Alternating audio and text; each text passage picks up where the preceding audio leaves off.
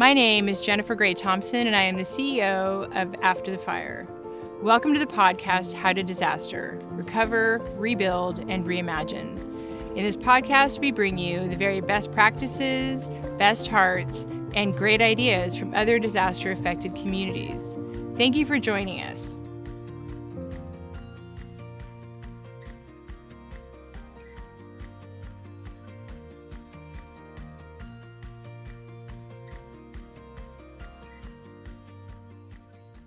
Welcome to the podcast, How to Disaster, where we talk about how to recover, rebuild, and reimagine. My name is Jennifer Gray Thompson, and I'm the CEO and co-founder of After the Fire. On today's episode, I'm happy to welcome Jacqui Jorgenson, the founder and executive director of the Volunteer Fire Foundation. Jacqui is a writer and a fourth-generation Californian. The Volunteer Fire Foundation supports underfunded volunteer firefighters from their recruitment to their retirement in Sonoma County and beyond. It's so important that we help the helpers. And like other guests we've had on our show, we want to highlight how we take care of ourselves too. You can find out more about Jacqui and her organization at www.volunteerfire.org. So thank you again, Jacqui Jorgenson, for being on the podcast today. It's such a joy to be here with you. Thank you for having me. This is a pretty fun podcast for us to have because over the last 18 months, we've had a lot of contact. And I did say this in the intro. I talked about the day that you cold called me to see in a very polite way if perhaps we would be interested in supporting your dream. And indeed, I said, and I'll say it again, I'll say it every single time, that we love to invest time, energy, and resources in great people with great ideas inside of the sphere. So I'd love for you to start off the program today by telling our audience about your organization and then how it came to be an idea that you executed. I just want to say before I go there, reflecting on that first phone call, I very much assumed I would be speaking into a voicemail and was not anticipating you to answer. And, my heart kind of skipped a beat and I thought, okay, it's go time. And you cut me off, I think maybe 7 seconds in, and you said, just so you know, this is a yes. And I will never for the rest of my life forget that, because it was to have buy-in, that authentic, that immediate, that genuine. When you start, and I'll get into this in a moment, but when you're starting with something so very new, exploring a brand new space, it's not even a confidence thing. It just feels like sort of, how grounded in reality are you? That you're at the very, the foothills of an extremely steep climb. And to have someone believe in you and provide that kind of external reinforcement, that container, that, something that I could lean on, was just a profound experience for me. And it truly set me on this path. I don't know, I don't want to be too fatalistic, but I don't know how things would have shaken out without your support and the way that you supported. So thank you. You are very welcome. And if I can just say that part of what leads my philosophy around these things is that I feel like certain people have said yes to me at really important spots in my life. And that I feel that it's a great thing to actually, and an honor to actually be able to say yes to great ideas and great people, because I know that for everything that I've ever accomplished in my life, I have never done it alone. And it's always been that somebody has said, I see something in you. I think your idea is good. And I'm going to take a leap of faith. And I mark all those people along the way. And so I love the opportunity to actually be one of those people for you. So it's, I think it's an important thing to highlight, because you're going to turn around and give that again and again to somebody else. So I love that part. Thank you. I treasure you. Well, it was totally worth it. It's such a, it's just, the thing is that this space is hard.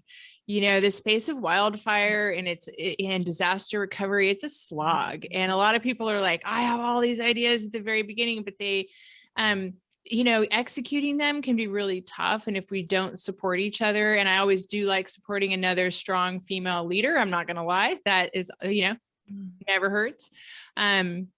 But how are we actually going to get to the other side of this? The only way through is through it together, and anything that we can do in order to support another smart, ethical person with a great idea. And I really loved your idea because it's so much about helping the helpers, and they really do deserve it. So let's go ahead and segue into what do you do, Jacqui, and what is your organization?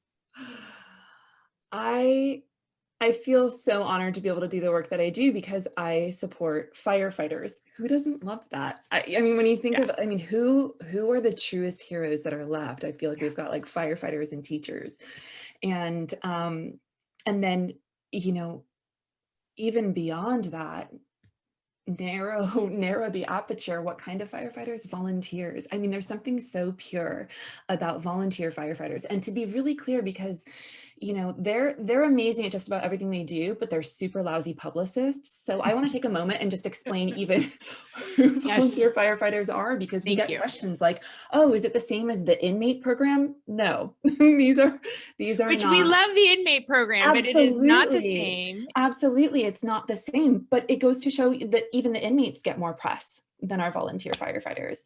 So volunteers are, I mean, you could be a volunteer firefighter. I could be a volunteer firefighter. You know, they are our neighbors, and we have people coming from every single sector, every sort of walk of life, and they feel called to support their communities.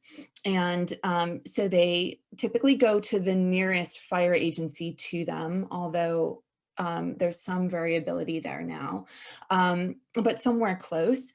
And, you know, they sign up. I mean, there's kind of like a short list of boxes they have to check. They've got to be over 18. They've got to have a clean driver's record and no criminal history.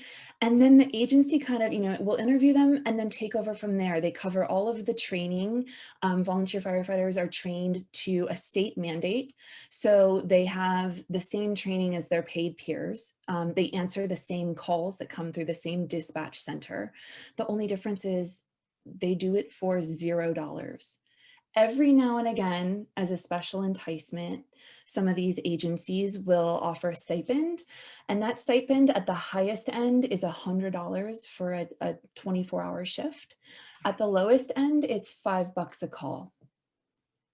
Wow. That call might be 4 hours long, responding to a car accident in the middle of the night, you know. And isn't there a cost though to becoming a firefighter? Not only, I mean, a volunteer firefighter, so it's more than just volunteering. There's a cost to it. You know, it depends on where they want to go with it. So for it to be an, you know, kind of entry-level volunteer firefighter, for the most part, your agency is going to cover all of that expense. And that can be a really extraordinary expense. And then as, you know, as they sort of find their way into this system and into the work, they start to see the advantages of doing specialty trainings. And that might be rope rescue, that might be becoming EMT certified, that might be, you know, and so that's where it gets a little bit gray, because especially the smaller agencies that have virtually no county or other government funding whatsoever. They're relying on these little pancake breakfasts just to kind of squeak by and keep their lights on and try and, you know, maintain the basic level of safety standards in their gear and their equipment, you know, with varying degrees of success. These agencies can't always afford these more advanced trainings. And so in those scenarios, volunteers will often kind of pony up out of pocket for that. But, you know, the bigger picture of this is that these volunteers, so let's just kind of compare for a moment. And I just want to preface this by saying that anyone who throws on a pair of turnouts and hops on an engine in service of others is my hero forever. So this isn't about a kind of like paid versus volunteer kind of thing. And in fact, most paid firefighters started out as volunteers. So I just want to be very, very clear. What Volunteer Fire Foundation was created to do is help balance out the gaps and disparities in the resources and funding between the fire agencies all around Sonoma County, the North Bay region at large, and now we're even kind of moving up, you know, geographically speaking, into more points north. You know, when we especially look at the more rural volunteer fire departments, they don't ask for much, and so they don't receive much, and they just make do with what they have. They're the most resourceful people you've ever met. I mean, what I've gotten to understand is that like 90% of firefighting is creativity. It's problem solving. It's sort of like showing up to a situation where it's literally a cow in a well and you're like, huh, okay. Yeah. This is a physics issue. We've Right. got some ropes, we've got some, right? And it's working with the tools that they have, and they're really good at it. But what they are desperately lacking is, you know, again, these smaller agencies, especially, they're lacking the tax base. You know, they're, especially in, you know, you look at kind of like pastoral West Sonoma County, for example, they have a handful of neighbors, and a lot of those neighbors are just kind of scraping by. And because they're neighbors, you know, it's not just, they're not just the citizens, you know, the nameless, faceless citizens, it's their friends, it's their family members. These are really close communities we're talking about. And so you look at, for example, a COVID year, right? So our volunteer firefighters have long kind of struggled just to make ends meet, but they do their job anyway. But now zoom into COVID, where suddenly those cute little pancake breakfasts and spaghetti dinners Are gone. weren't even happening. They weren't even on the table anymore. And on top of that, you know, maybe to subsidize those little fundraisers, you know, these agencies would send out a yearly mailer saying, hey, this is what we've been doing in your community, that we've answered, you know, 300 calls, 70% of them were medical. We went to this many structure fires. If you feel able and called, we would really appreciate your support. They're not even doing that these days, because they know their neighbors. They know that Joe lost his job. They know that, you know, Mary, you know, has her 2 kids and she's right. And it's like, you know, and she works in a restaurant. The restaurants obviously were suffering, right? So they have these, I keep hearing again and again, well, we just don't want to ask. We just don't feel right asking, especially now. Let's clarify as we make the case for support, in case anyone's listening or watching this podcast and they think, you know, what I really want to do is support volunteer fighters. And so I think we need to clarify what percentage of firefighters are volunteer in Sonoma County. Yeah. And Sonoma County is one rural county that's actually incredibly well resourced, but that can actually work against a volunteer fire department because it's incredibly expensive to live. And so we have sort of a dichotomy there. And what goes unfunded specifically in those fire departments? So just those 2 quick points of clarification, and then move on, if you don't mind, if that's okay. Brilliant, Jennifer, thank you. So nationwide, you know, this isn't just a Sonoma County issue, although with our fires, of course, there's an extra sense of urgency to supporting them. But nationwide, 70% of all firefighters are volunteers. That was the thing that blew my mind when I first started kind of dipping a toe into like, is this, you know, how am I going to help? I think this is an area where I could help fill some gaps. What is this landscape? That was the statistic that stopped me dead in my tracks. I just couldn't fathom that as a nation, we are leaning so heavily on a population of people who are barely hanging on because they are working their day jobs. They are trying to support their families. They are trying to pay their rent or their mortgage, and trying to fulfill, you know, state mandated training requirements, go to drill nights, go on the calls themselves, not to mention when you have these fires, they're getting pulled away from their paying jobs for weeks at a time now. That never used to happen in the past.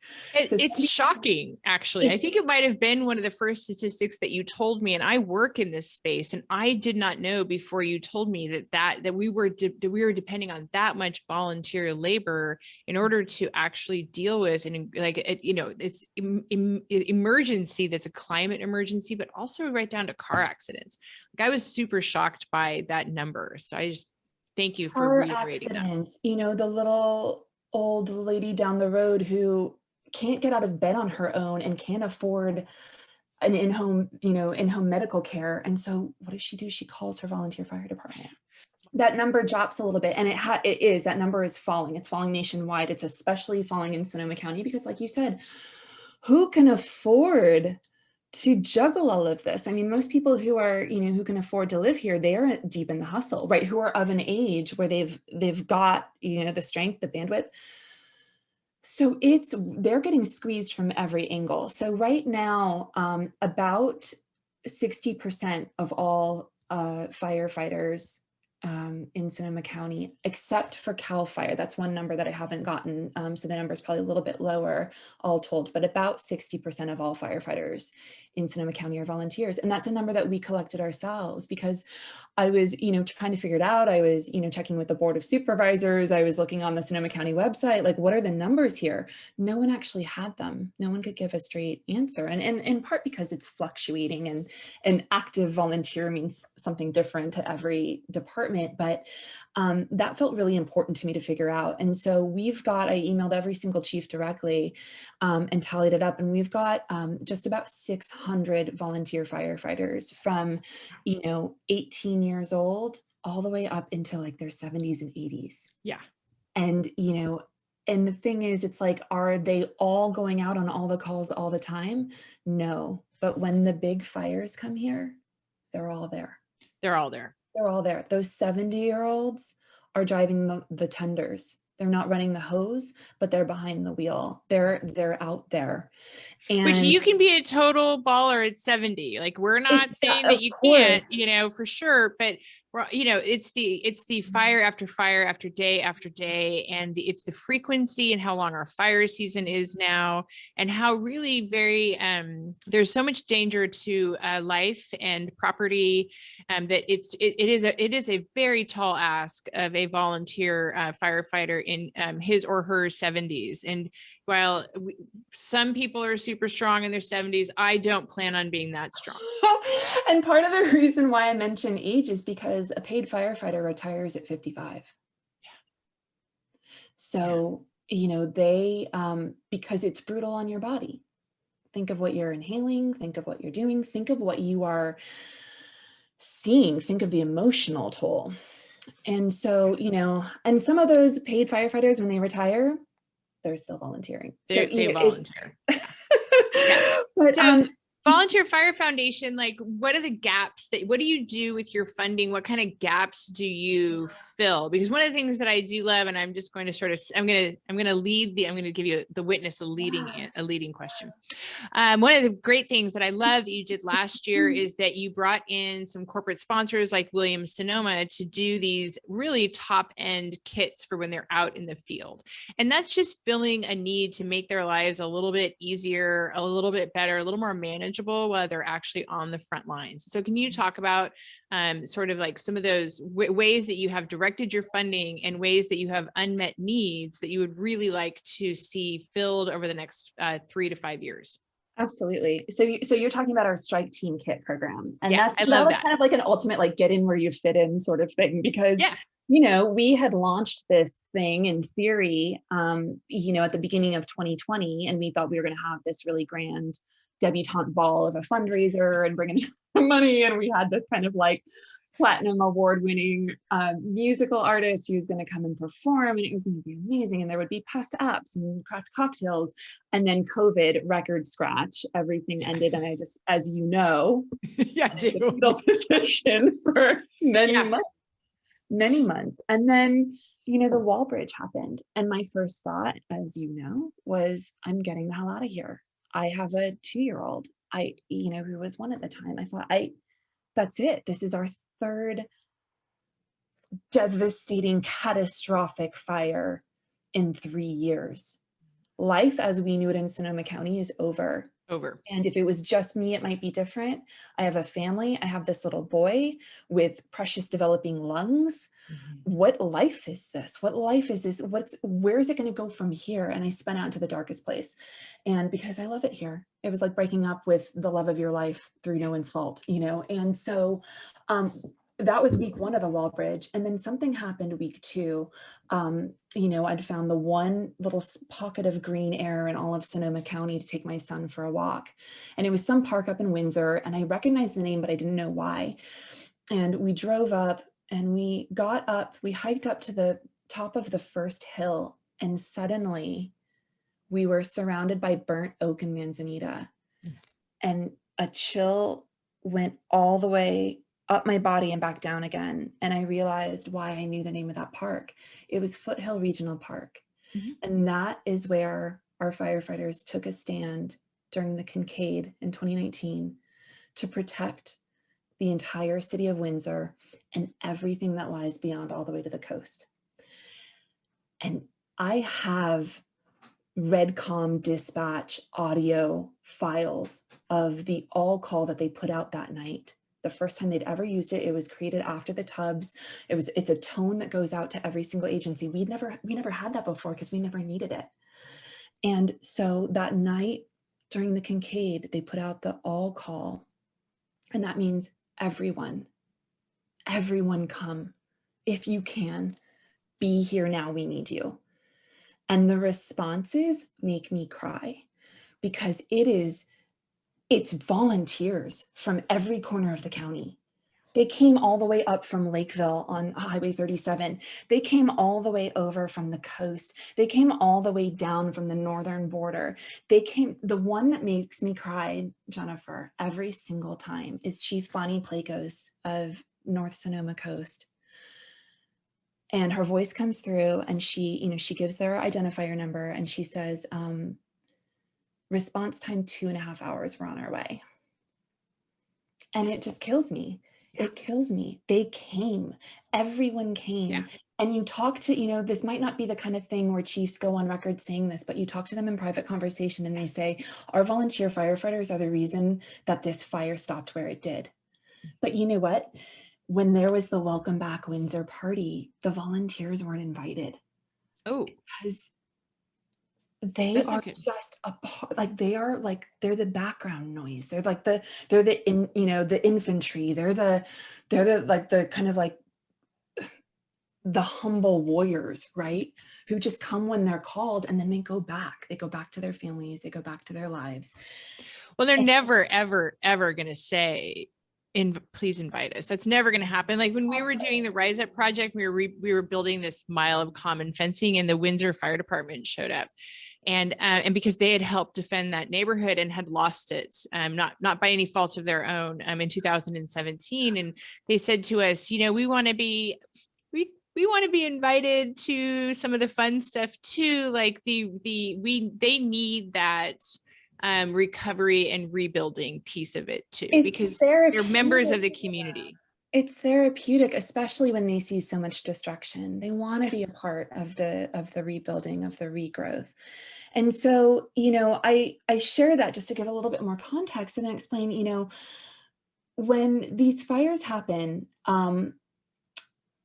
you have your staffed stations, right? And these firefighters are paid, they have pension plans, they have benefits, their families are taken care of, God forbid anything happens to them, because they're protected by these amazing labor unions who have their backs, right? Yep, 100%. And they should, and we applaud that for the record. They deserve everything they get and more. More, yeah.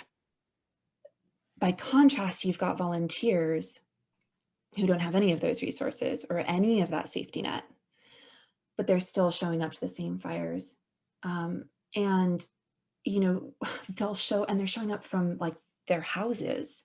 So they, it's like they kiss their wives goodbye, or they, they leave their kid's birthday party, whatever it may be, their jobs, and they run to the station and they hop on an engine, but they have no idea when they're going to be back. And so what was happening, so for example, I was hearing from the chief of Two Rock, who is actually a member of our board, Lori Anello, and she just retired after an entire career of being a professional firefighter at the fire station on the Coast Guard base.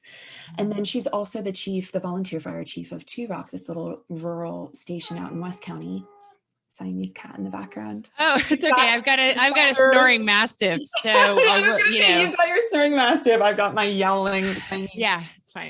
And so she said, Jacqui, my guys haven't had a meal in 5 days.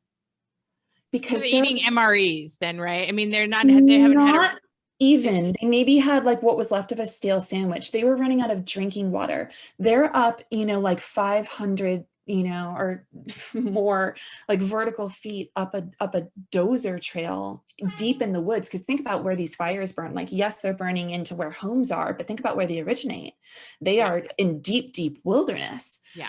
And so it's not like, first of all, the first few days on a fire, there's no CAL fire base camp. The incident command hasn't been set up yet. The machine has not arrived, right? They're not doing the kind of 24-hour on, 24-hour off shifts that occur once the incident is kind of formalized. It's really kind of like rugged, all hands on deck, find your place and stick with it and defend. And so it's like, good luck getting them off of that hill to go down and grab a sandwich. Like, they're not doing it. They're going to stay and they're going to fight and they're going to save every last home that they can.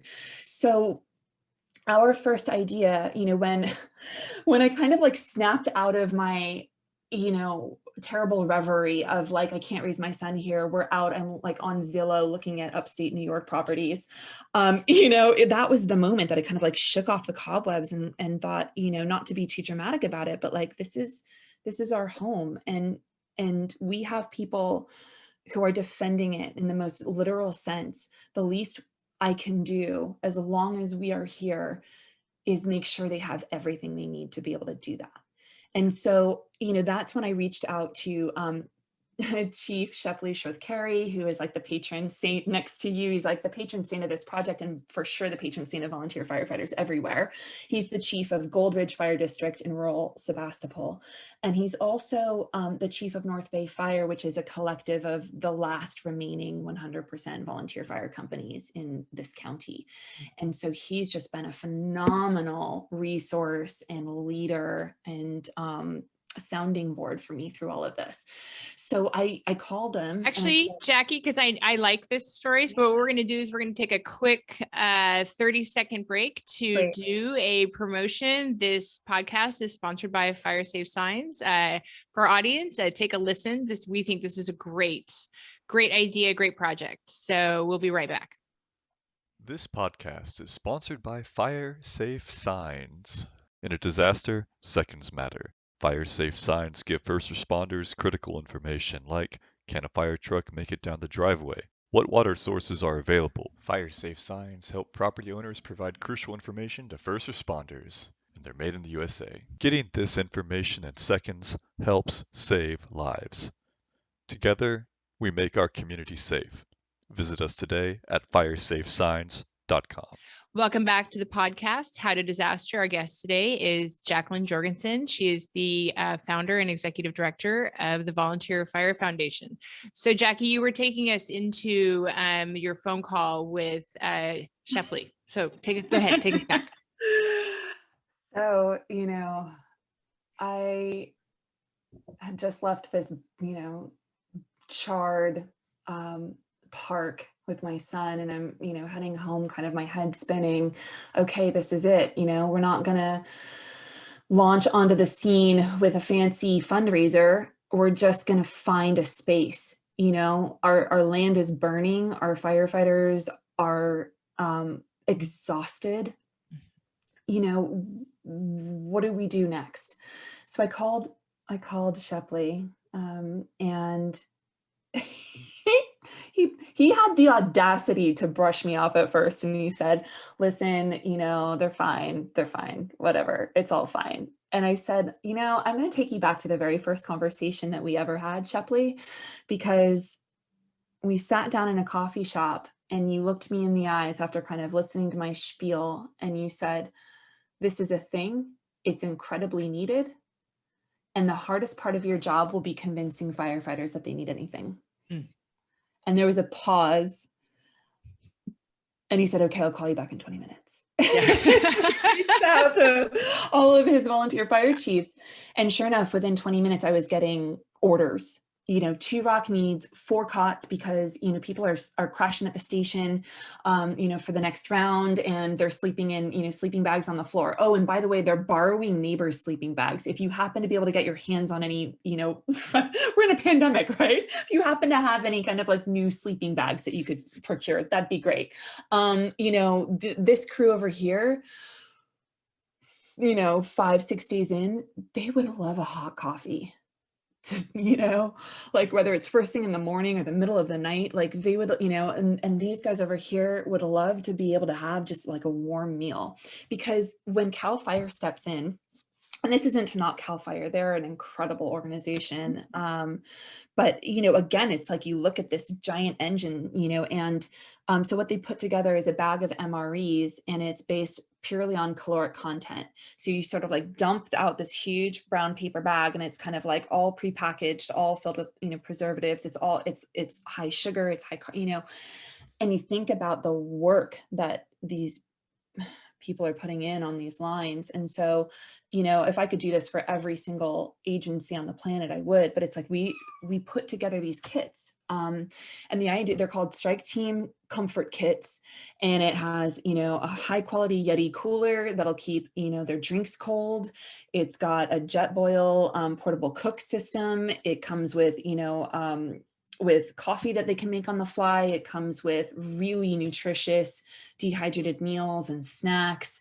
Black Diamond was so generous to donate headlamps, quality headlamps, because they blow through those and they're, a hot commodity. And the volunteers can't afford a quality one anyway.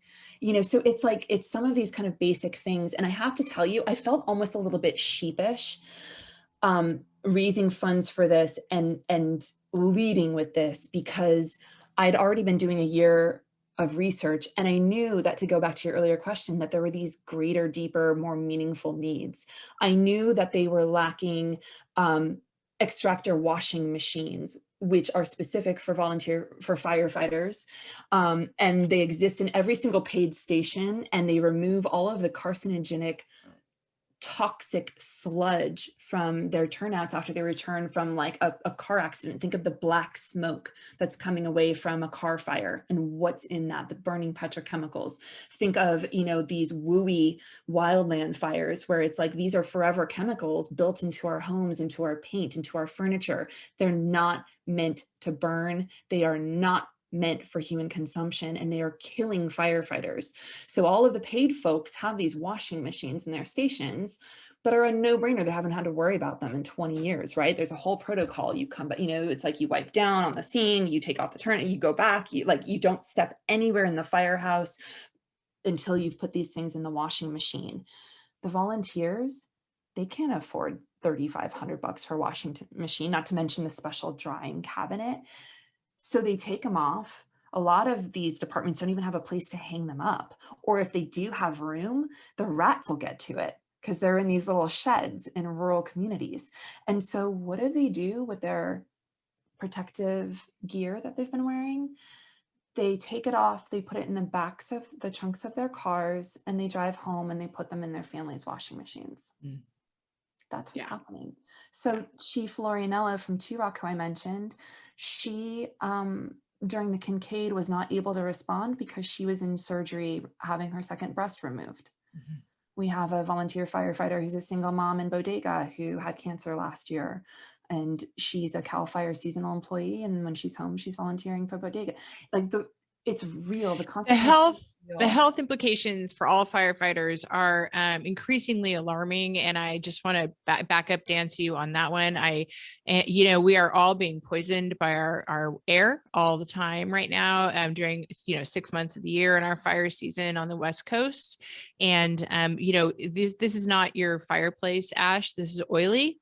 It has a very particular texture to it, and it's toxic. And it's not only the constant sort of drain on your mental and physical well-being from being constantly working on fires, but also what the chemicals that people are, firefighters are exposed to is very have great concern.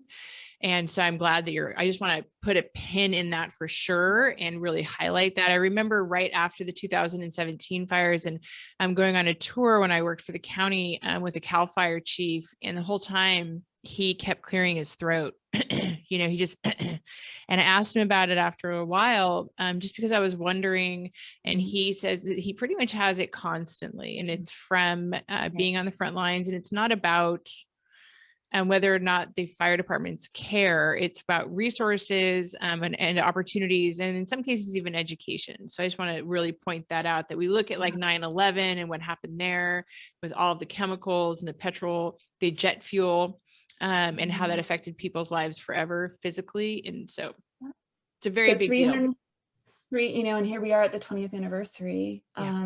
And it's very personal for me because I was out there at that time. I was 22 years old and was at ground zero the week after. And so I have some of those chemicals in my body as we speak.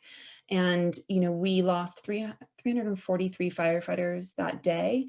And we've lost another, I believe it's 254 to ground zero related illnesses since. 27 died last year. Gosh, it's like you look at the research, in the last few years, the International Association of Firefighters, has been collecting this data, and 7 out of 10 line of duty deaths now are from cancer among firefighters. And, Susan Farron talks about how she was a paramedic. She's the founder of First Responders Resiliency, which does a lot of I almost said well baby care, but I meant like well firefighter care. That's just because I'm a mom. The adrenal, because your adrenaline is always running, they see high rates of, we are not doctors here, by the way, do not take any of your medical advice from us, but we're telling you like what we see in our field. From the research. Yeah, it is researched, but don't believe us. Do your own research. And that doesn't mean, YouTube. That means actual studies by people with degrees and things. And we have a lot of the research on our website, volunteerfire.org. And we are definitely, I did mention your website at the very beginning, and we are definitely going to drop that into the comments. That's really important that people can access that, but also know that that's just a need, that kidney cancer rates are very high. There is another unfortunate comorbidity of mental health care issues. And one of the things that she taught me, and I'm just going to interject here as a PSA, is that when they are heroes to us and we see how hard they work. I know that after the 2017 fires, I saw a volunteer firefighter from Shell Vista that I've known for a long time. And we were in Starbucks, and I looked at him and I just couldn't stop crying. And it was really embarrassing. It was like quiet crying. And then everybody around got really quiet. And he was like, he's all, and then it was like drenching down my face because I was so grateful. And he was so sweet. He's like, "Oh, Jennifer," he was basically like trying to comfort me, but I just was like, I didn't even know what to say because this had just been the most horrendous physical experience and terrifying. And they had saved where I grew up. And I was like, I don't even know who I would be if you hadn't saved this town. And, but Susan taught me too, though, to have gratitude and respect, but don't isolate them in that point of heroism, because then they do not know how to ask for help. And there's like, well, I don't want to ask for resources that could be given to somebody else. That's very common with helpers. And B, they can become very isolated, and it leads to self-medication. It can lead to suicide. It can lead to a lot of other comorbidities. And so as we support them and, call them heroes when they're not listening, we also have to be very careful that we do not isolate them into that space, because we are asking just human beings to show up and do the right thing over and over and over again. It's my PSA. I am so grateful that you said that. This is a piece that I keep trying to write a post about it and deleting it. I'm like trying to write it and deleting it and journaling about it. Yeah. Hiding it away. And when I say that, I mean, really for decades now, ever since 9/11, because what I saw being so close to the epicenter of that was first that massive surging upwelling of gratitude, and exactly what you said, we would all burst into tears on site.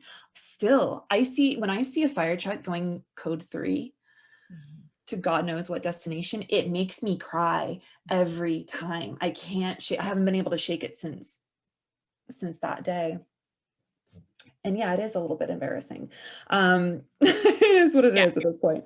But the thing, it's like, I haven't been able to sleep since Friday night, leading up to kind of like this 20-year threshold, this anniversary. And the thing that loops and loops and loops the most is a frustration bordering on anger with what I call the heroification of our firefighters, the sort of like legless heroification, because and I don't fault people for it. I know that it is genuine. I know that it is sincere, but it is not enough. And there's something that I find, because this was me. So it's not me pointing fingers. This was me. There was something in like, well, I cannot be more grateful. And there you are. Like, my job here is done because I am sending you these waves of gratitude. And it felt like I was somehow participating, that it was somehow like I was part of the feedback loop, and I was giving back in that way. And it's not that gratitude isn't potent, but Jerry Brown actually said, this was, I'm so afraid of what comes next after that sentence, by the way. He once told, could be good. I'm pausing because I wish I remembered the exact context in which this occurred. But when firefighters were pushing for better benefits, for more pay, for more protections, he said that firefighters are paid in gratitude. You know what? When we go on a whole tangent about, I was a teacher for 10 years, you know what I got really tired of hearing? You're an angel. I'm like, no, I'm really just a struggling single mom, and I enjoy my kids. And, but you know what? The pay is awful. And the pay for firefighters is at least double that of teachers. But it is, like, it's good. Like, I don't mind that we talk, we say what I think is appropriate, which is what you and I are talking about today, which is, we can contextualize their actions as being heroic. And we can also give them the support that they need and that they deserve. And that it is long past the time where we should be, way past the time where we change the system so that we are ensuring that firefighters are kept safe, they are kept healthy, they are kept sane. And we can go into teachers and a whole other thing, but it is, we have to stop just deciding that people should, be paid in gratitude. And yes, the paid firefighters do, tend to receive a living wage, and thank God. And again, I still think it's never enough. But again, to go back to the volunteers, they're not doing it for the money, clearly. Because the least that we can do, the least that we can do is make sure that they have the absolute basics to be able to do their damn job. And so to go back to, because I know I go off on these tangents, but to make it like very kind of tangible and clear what we do. So we have, and again, our website kind of like lays all of this out way more succinctly than I ever will live. So we do these supply kit campaigns. I'm renting a U-Haul tomorrow morning and driving down into the city and picking up another 64 Yetis, and then going and picking up snacks in Stockton. And so, so it's like we're in full swing to do another campaign, and these kits are going to be going up into Northern California and throughout the rest of, we've already done half of Mendocino and Napa counties. And so we're expanding. Lake County, we're coming for you. I love Lake County. So, I'm going to be especially happy about that. We just dropped off a bunch, $5,000 worth of stuff and it wasn't for them. It was because they requested it. The Cal Fire Chief Paul Duncan and Mike Wink, they requested it in order to give away to the residents.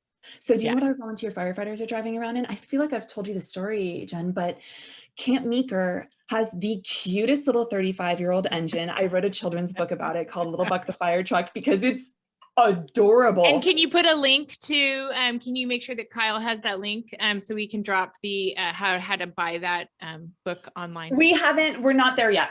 Okay. But when you do, all right. I got so really that's the kind of excited. thing where we will, when the time, because I didn't want to put the resources there just yet, but you know, Okay. it's like one day that'll be a fundraising tool. Okay. So cute little 35-year-old fire Cute little engine. 35. They have the cutest engine, and I first met it. I'd heard stories about it, and I first met it like up on the fire line above Armstrong Woods. You know, I was huffing and puffing up a dozer trail, and that was the first thing that kind of came out of my mouth. I was like, this isn't a fire truck, it's a children's book character. So cute, barely functional. It goes 3 miles uphill. It doesn't have any filters. So like they have to have their windows down, which means they're sucking in whatever is on the outside, you know, kind of coughing all the way, like chugging up the hill. And, you know, in the Kincaid fire in 2019, its transmission blew. They were really lucky. They were in a spot where they could actually get out and nurse it back away from the fire line. But they were moments away from being in a place where they would have had to bail and hope that there was another engine close enough to hitch a ride out on. Yeah. And I think most Americans would much rather that, I mean, I would give up some, you know, bombers to have top of the line fire engines made in America. Right now, a lot of them are made in Florida. They used to be made in Cloverdale. I just met that fire engine. But that one was 25 years old. We'd love to see top of the line equipment for all of them. I know one of the grants that we did in concert with you was replacing all of the two-way radios for the Kenwood Fire Department. Because theirs had melted. So there is no standard. Like it's not like, oh, this is the best thing here, take it. Like as you go and do this really important work, like we do want our firefighters to be able to go home to their families, and we want them to be safe, and we want them to be well when they go home. So you also have a wellness program though, which hang on, actually, I'm going to interrupt you just okay, go ahead. For the sake of getting it as factual as possible. So the radios for Kenwood were something that we talked about, but we weren't able to actually move forward on because they ended up getting a quote back. So this is actually a really good story. I'm going to start and just share this story because it's another great example. So, you know, Kenwood Fire is, you know, they just recently hired their first paid staff, but they're predominantly volunteer. They're also at the epicenter of the majority of these major fires that are ripping through our county. And their radios are so old that they can no longer find spare parts to even patch them up with. And they are not fire rated. So in a structure fire, I want to say that it was last year, their cords melted and it cut them off from contact with incident command and with each other. Can you imagine being inside a burning structure and having your line goes dead? So that was something where they reached out and said, hey, I don't know what's available at this point. We know you're a really young organization, but this is what's going on. Well, now I'm upset about it. And now I want them to come back and ask us, because I thought we had solved that since I went on with my life. And now that I know it's not solved, I can't go on with my life. Because their initial quote was $25,000. And so you and I had put together a plan of like, this is doable. You know, you and I can do matching grants, and then we can, you know, go to the community. And we're sort of like I was building a whole kind of campaign around this.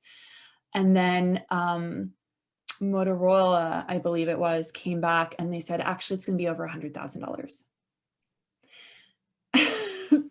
And so that they had to kind of like pull the plug on that. And they linked up, I believe they linked up with Chief Acre in Sonoma Valley to try and like figure out, okay, what, you know, maybe we can, you know, go in on a grant writer to try and, you know, reduce everyone's costs. And because now you're in the territory where it's like, that's a grant scenario. Yeah.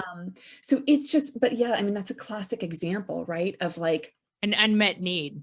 An unmet need. And then it's crazy because, you know, you mention that story to any other firefighter from any of these other volunteer fire agencies, and they're like, oh God, our radios are, you know, 20 years old.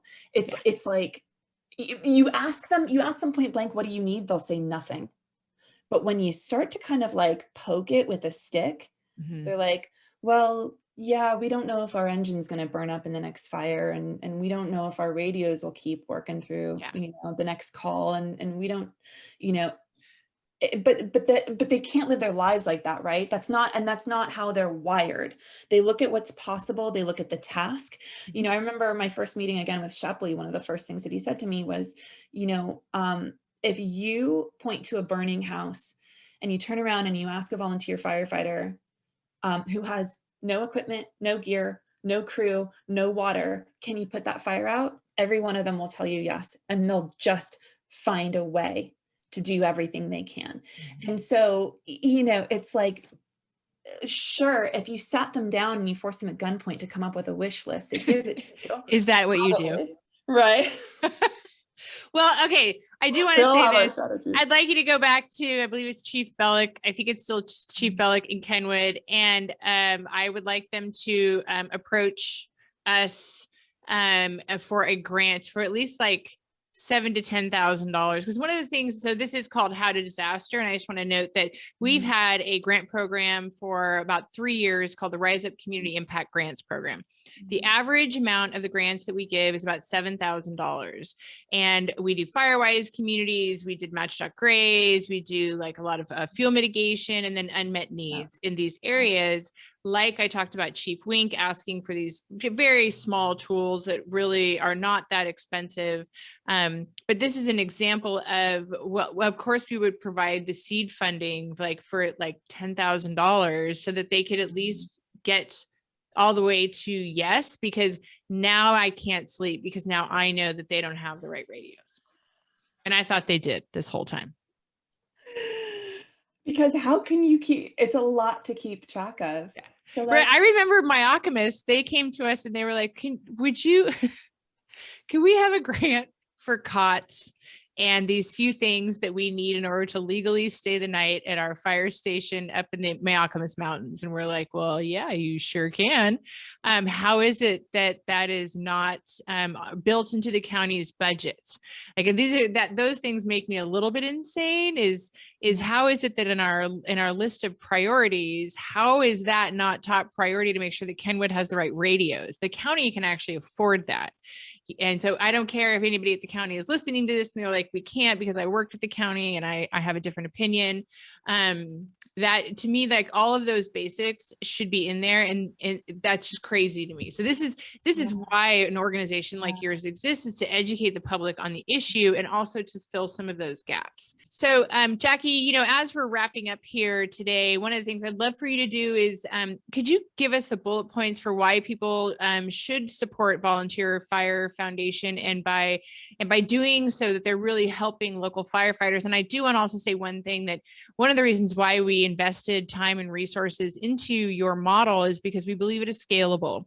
And we believe that it should be scaled, especially across the American West, but across the nation. We are the wealthiest nation on earth, and there is no reason why volunteer firefighters should not have extractors and the food that they need and the safety and wellness that they need. So please go ahead and bullet out why it is that what you're doing and why people should support you.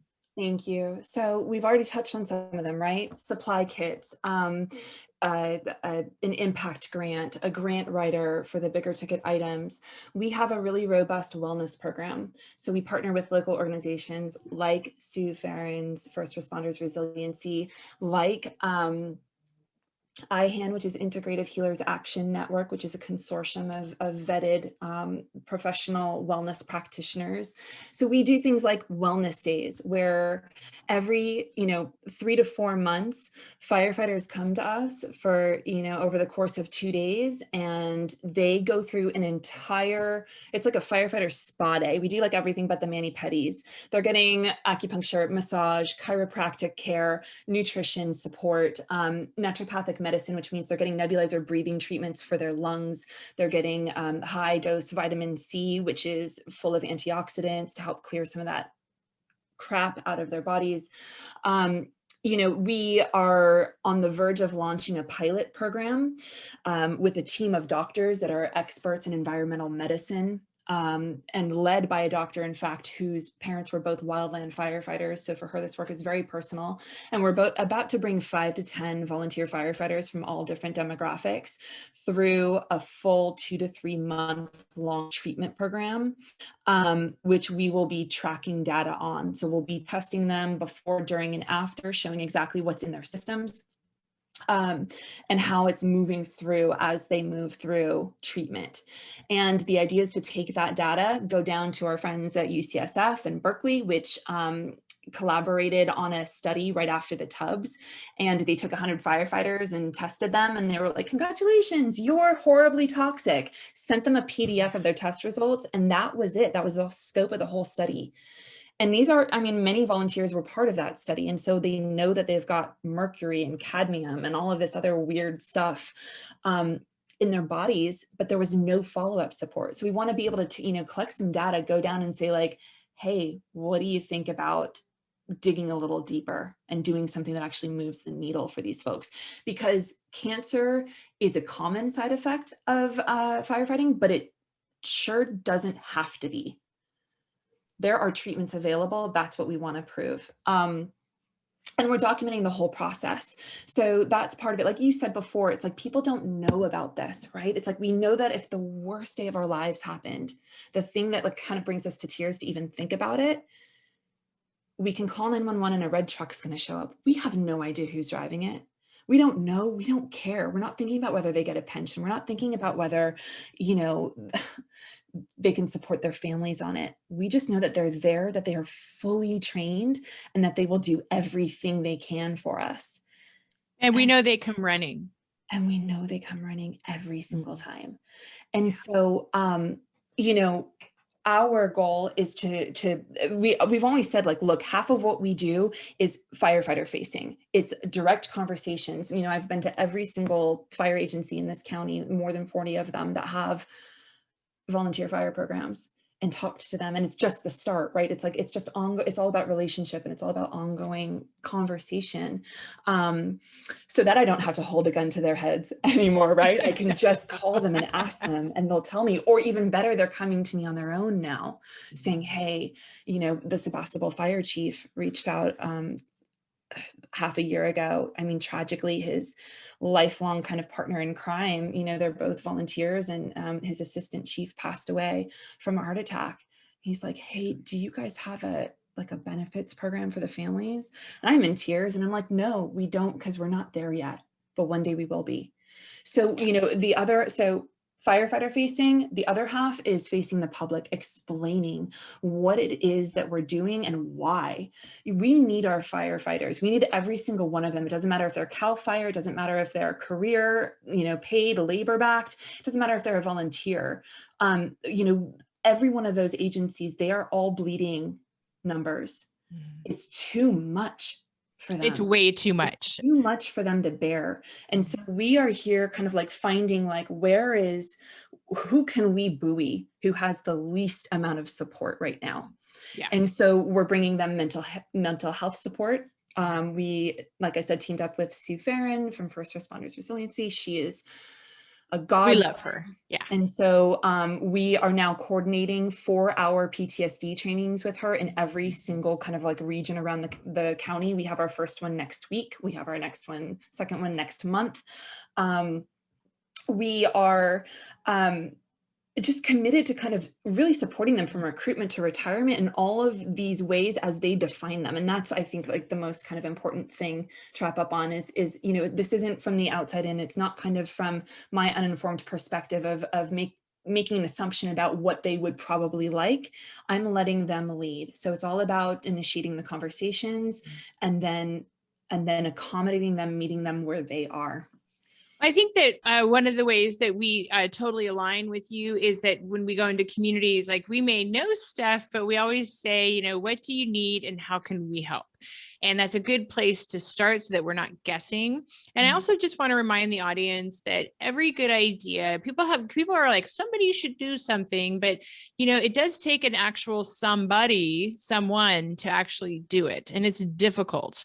It's a slog to do a long-term recovery. And it's a small business essentially to open up and launch a nonprofit that has to, you're filing taxes, you are, you have all of these same professional needs and services as a small business, but you are not making a profit. And instead you are putting all of your energy and resources into your cause. And I don't think people often think of nonprofits as the same as running a small business, and that it takes a minute to actually get your programs sort of in line and then proven, and then to have a record of success. And it has to start somewhere, and it has to start with someone. And you have started in that somewhere as someone who said, I think I can do this. And so I'm going to actually do it. And I commend you for that, because again, it is very much needed. And it's not that, firefighters may listen to this and say, well, we can do it, because they're never going to say that they can't. But what we're really advocating here is for better for us as the public, to do better for the firefighters who are risking their lives, their health and their mental well-being in order to support our safety. And sometimes in our truly darkest moments, and they always come running. They never decline to do that. So I commend you for that. And I'm so happy to have you on today. And I would love to have you on again in the year to talk about even more of your programs and experiences. Thank you so much. I would absolutely love that. And I can't thank you enough just personally for your support, because your organization has backed mine, but you as a human being have backed me. And at the end of the day, I feel like there's nothing more critical than that. And if there's, one other thing that I could say to your viewers and listeners, it's, we're not all first responders. We're not all wired to be that way. And I've watched friends who, and now I'm surrounded by the kinds of people who do become activated and clear and focused the moment that chaos erupts. And thank God for those humans. But I would also just like to open the aperture a little bit wider for people who don't fall into that category. I would classify myself as like maybe a third responder. That's what we say. We say that we are third responders. I've said that. Really? Since the very first moment I got this job, I had my very first speaking engagement. I'm like, we are really third responders. So that's why when people are like, I can't believe that you went to DC during Kincaid fire. And I'm like, we're not firefighters. Like that's not what we do. We really don't have an impact on the outcome of that fire. And nor would we claim to or want to, because we are not trained to do that. So third responder, I love a third responder. It is that ultimate question of like, what is mine to do? And, and for me, honestly, I felt badly about myself, because I thought, well, I should be doing more. But to tell you the truth, disaster is inherently traumatic. Yeah. And I've come to understand that we all process trauma differently. And my process is I am deeply, profoundly affected. It affects me emotionally. And that's not a sign of weakness. That's just my processing system. Because, a lot of first responders, they act first, process later. And sometimes they pay a real price depending on how delayed that processing is. But it always comes up eventually, right? Yeah. And for me, I've realized, okay, my processing is in the moment. And then with a little time and space and clarity, that's when I become activated. And so it took me a year to find my place with this, and it took probably a year before that to think, wow, there's a need here. Someone should really do something about that. So it's like there were stages, of the evolution of this organization. And I just, would encourage anyone listening who wonders, who asks themselves that question, what is mine to do in all of this? It's like, if you're asking the question, it's because you recognize that we all have a part to play, and that includes you. And so it's just, let the timing flow, be open to finding your space, because there's room for everyone and a need for everyone to participate. We're at that critical point in human evolution where it's like, we don't have the luxury of waiting for everyone else to solve the problems, right? Like, we get to do this together. So it's actually the yeah. only way that we're ever going to make it through is together, which is why we have to support each other. And that means that we have to help the helpers, and we have to ensure that whatever we can do to make their experience more comfortable, less traumatic, and that they have at least all of the tools that they need. Parades are great and they're wonderful, and I applaud those too. And the volunteers should be invited to them. Yeah, they should be totally invited to them. But also there is the if you try to heroize a firefighter, it'll be like, oh, well, that was my job. And what they're really saying is, I think this is what they're saying. This is my translator firefighter, is they're saying is, thank you, I appreciate your gratitude, but it is their job. But we could, there's no reason why we couldn't make that job a little bit easier to do and a little healthier. And so thank you so much for being on the podcast today, Jacqui. I appreciate you as a colleague, and congratulations on really launching and doing something important in the world. I like it.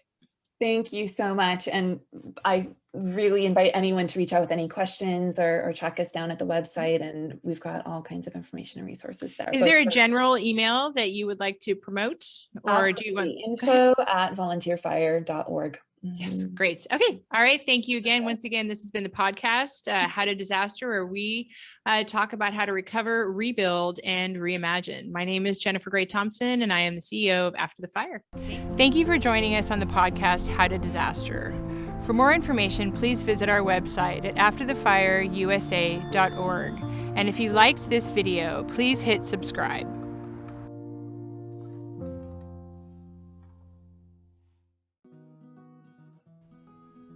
Navigating the recovery process after a fire is challenging, particularly with the additional issues caused by COVID-19. Fannie Mae is here to help.